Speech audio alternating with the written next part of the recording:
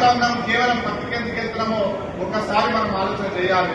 ఇవాళ వరికి వచ్చేసరికి నీళ్లు ఫ్రీగా వస్తున్నాయి, కరెంటు ఫ్రీగా వచ్చేస్తా ఉన్నారు, కటింగ్ చేయడానికి మిషన్ వస్తున్నది, కొనడానికి ప్రభుత్వం ఉంది, 2 డబ్బులు వస్తా ఉన్నాయి.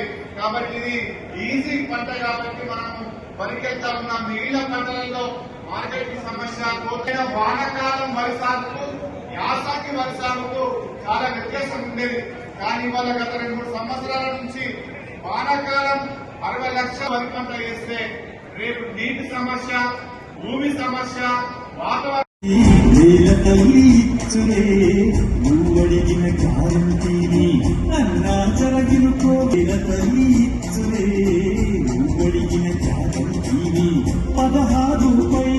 పోషకాల గనిగి తల్లి తక్కువైన పోషకాలు పద్ధతిగా ఇయ్యాలే.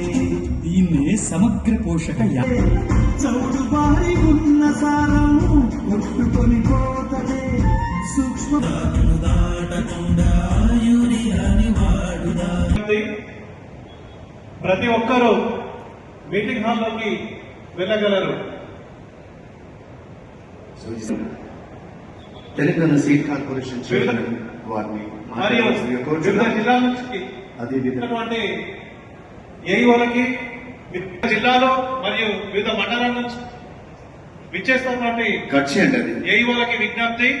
ఎవరు మాట్లాడుతున్నారు? మీ రైతు సోదరుని సార్ చెప్పండి. అక్కడ ఇక్కడ మాట్లాడేటప్పుడు అక్కడ డిస్టర్బ్ చేయకూడదు. సారథి కళాకారులు సిద్ధంగా ఉన్నారు.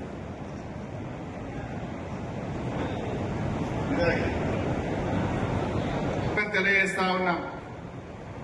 ఈ కార్యక్రమం